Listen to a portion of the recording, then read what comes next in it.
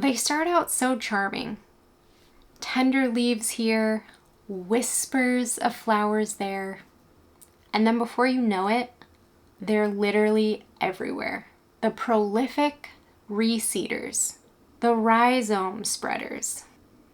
I'm Alex, and today I want to talk about some of the flowers in my garden that, for better or for worse, I just can't seem to get rid of. Let's get into it. So the first year that I built my cut flower garden, I knew that I wanted to grow something that was going to add that greenery element, something with like a little bit of texture, something that was maybe a little bit different than what I was seeing at different markets. And I chose to grow cress. I grew primarily the penny cress and the green dragon. Before I bought seeds, I had never heard of cress. It's very airy. It's very pretty. It adds like this nice wildflower, like natural glitter to your cut arrangements. And I did really enjoy using it and working with it. I grew like a whole dedicated space to just these two different kinds of cress. It grew very easily, did not take a lot of effort. I was very happy with the fact that I had all of this greenery that I didn't really have to work that hard for. And it was beautiful and perfect and a very cool like element to my arrangements. Now, let me tell you that like first starting out and growing so much of it, I didn't really have like a huge client base to like sell all of my flowers. And so I didn't harvest all of it. And if you are wanting to grow cress for like a really fun greenery element, I think that it's a great idea. However, if you don't harvest all of it and it goes to seed, it is a very prolific self-seeder. It's a very aggressive self-seeder. It's constantly popping up. I think it is technically considered invasive, but it's not on like an official invasive, like noxious weed list, at least for my state. I live in Washington State, Zone 9A. The thing about cress is that the seeds can be dormant in the soil for years, which is what keeps happening in my case, because when I see them pop up, they pop up along like the sides of my gardens, they pop up in different areas of the garden. I try to be really good about pulling them out when they're young. They do not go to seed anymore. But it is something that I have to really stay on top of because it's everywhere. So just be aware if that is something that you are looking to add to your garden. I would look up and see, if it is, first of all, invasive to your area, and second of all, if you're not harvesting all of it. Just know my thoughts are with you, okay, if you decide that you don't want it in your garden, because I don't think that you will get rid of it very easily. So just, be aware that that is a thing. Now, a flower that I never really pull out of my garden, I let it do its thing. I also don't really plant it anymore because it does its thing very well, is Lark Spur. It is a flower that has really like spread its self-seeded wings throughout my garden. But I absolutely love them. I think they're beautiful. They're part of the Delphinium family. If you are growing it for a cut flower, it adds that really beautiful line element to your arrangements. If you're growing it just to have in your garden, it does have kind of that cottage garden feel because it is so tall and like whimsical and beautiful. It's a medium producer. It's not a cut and come again, so I can cut it. It'll send up like a second flush of blooms, but it's not as prolific as that first bloom. I have a few different color varieties, but my first year I planted this kind of like purpley mix, and it has come back for me every single year. So I've had really no need to plant my other colors, which actually I'm constantly looking for new areas that I can plant them in, because I have like really pretty colors that I want. This like really nice light pink and this like smoky eyes, like Earl Grey kind of color. It's so pretty. If you saw my video on seed viability, you know that the Lark Spur seeds, they don't have a very like long viability window. I think that it was about a year, and I tested some of my seeds that I've had for like 2 years, some for 3 years, and none of them sprouted. Yeah, neither of those, the Lark Spur or the China Asters, sprouted anything. So 2 absolute failures let's see what else we have. So that was kind of a huge bummer for me that, I mean, those seeds are kind of not really worth anything now, and I have all these colors that I'm just gonna like throw everywhere and scatter and just see if anything pops up. If you have Larkspur seeds or you're wanting to grow Larkspur, I would say like maybe start small. Okay, I started out with just a handful of plants and they've come back very well for me every year. So it's actually kind of great because it's less work for me. I love the flowers. I want to add some variety to it, you know. I want to add some different colors, and I need more space is what I need. But they're a perfect flower and I love them, and I think that you should also grow them. So add them to your garden, add them to your list.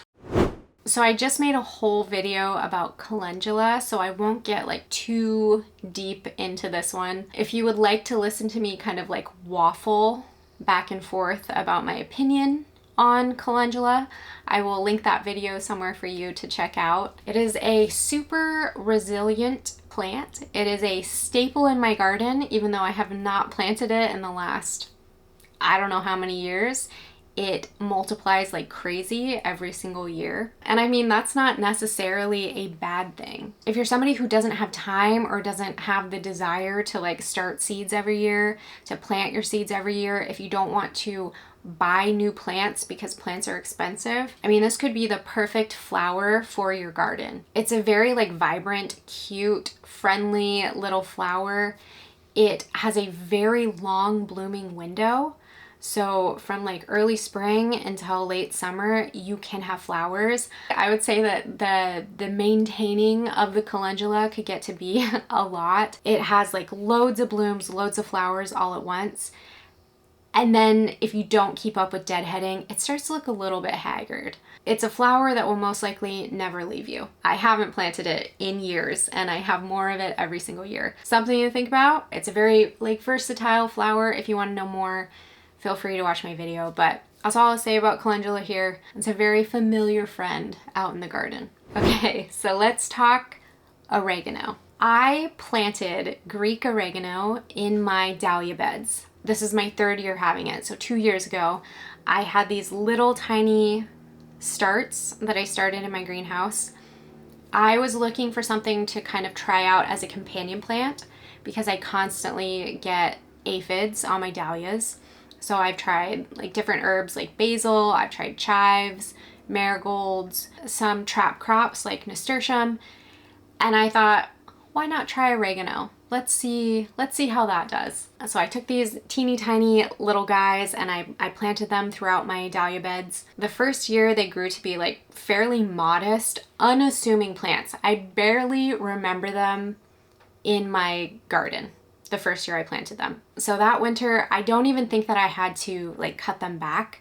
I just cut back my dahlias, I covered them, and then last year when I uncovered my dahlias, the oregano plants were bigger. They were still kind of green. They looked like they were growing, and I was like, how is this possible? They've been under tarps, it's been cold. And then it just kind of like morphed into this like herb explosion throughout my dahlia beds. And honestly, it worked out great for me last year. I used it a ton as a filler in my arrangements. I hadn't planned on using it in any cut arrangements. I thought maybe it was gonna just help keep those bugs away, but it has all these like really cute little white flowers and it's beautiful. It smells delicious, gives that like really nice straight from the garden bouquet vibe. I loved it. The thing about oregano is that it spreads very aggressively in two different ways. So Greek oregano especially is kind of a lower growing oregano. So first it's going to spread through rhizomes under the ground. So those like little root systems and everything, they just kind of like take over. They also, if any of like the stems are kind of laying in your soil, the nodes will sprout roots and they'll kind of spread that way. So it's a very aggressive spreader. And I don't know, I guess I didn't really expect that. Maybe I should have. Shame on me for not thinking about it or doing my research. That's the point of this video though, is that I planted these things and I didn't expect them to spread and take over the way that they did. And here we are. So learn from my experiences. If you're wanting to plant oregano, I do think that it's great. I mean, obviously you can use it in the kitchen. You can use it in your arrangements. It just looks beautiful. It attracted so many different like pollinators. It was always swarmed with different like hoverflies and bees and things like that. And so that was like really cool to see. I gave a big chunk of it to my girlfriend early this spring so that she could plant some in her garden. You can't even really tell where I took it out. And so I'm going to have to divide it, remove some of it, give it away, because it is starting to kind of like crowd my dahlias. And my dahlias are a little bit more important to me than the oregano. So I'm just kind of like thinking about protecting them and making sure that they stay healthy. I will continue to have oregano in my garden, but it is taking over. So, and finally, there are for sure other flowers that I could mention in this video, but the last one that I want to talk about is Apple of Peru, which is also known as a shoe fly plant. And this is a flower that I had very little to like absolutely no knowledge about before I bought seeds. It's very similar to my experience with Crest. I bought it the first year that I started my cut garden. I thought it was really beautiful. I thought it would add like some really fun elements to my arrangements. I bought it, planted seeds. It is really beautiful. The leaves on it are gorgeous. When you cut it, it holds up really, really nicely. It's not prone to wilting. Even in like the heat of the day when I cut it and the leaves get a little bit wilty, they bounce back so fast. It has this like really beautiful like purple flower that grows on it. And even after the flowers are done blooming, you're left with this like really cool like green lantern seed pod.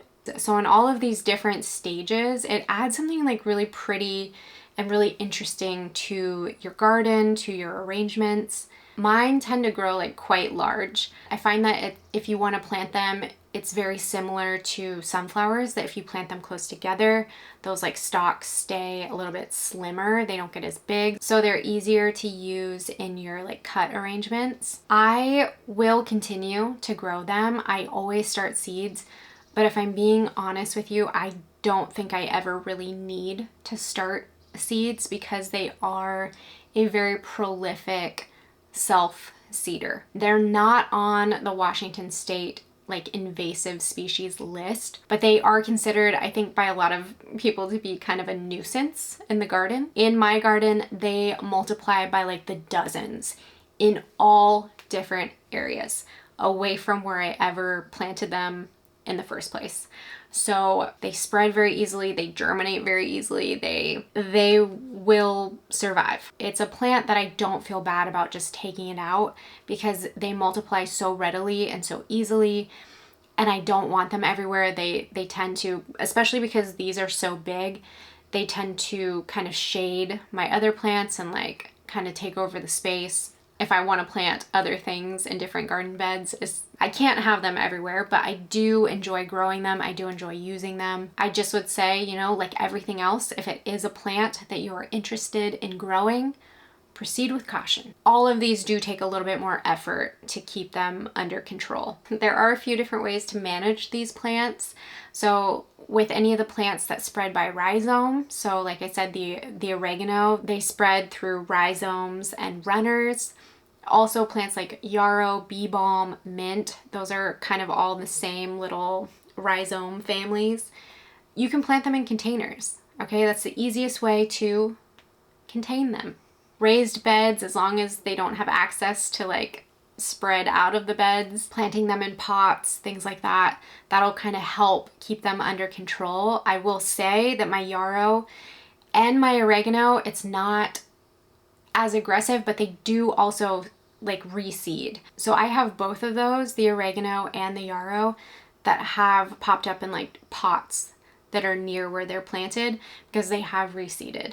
So that is something, but it's not as aggressive as they do in their own little in-ground areas. And then of course, for any of like your really vigorous reseeders, if you're able to get out there and just like cut off those spent flowers before they have a chance to reseed on their own, that's obviously going to control that plant population. If you already have some, pulling them out when they're young, you know, so like the Crest, Calendula, Apple of Peru, all those guys are really easy for me when they're like little plants to just go through and just like pick them out. It sounds like such an obvious tip because it is, but for me, my problem is constantly that like I am always battling time. Like I don't always have time to get out there and make sure that that's not happening, or I forget. Maybe it's like a flighty week and I have a lot going on and I just,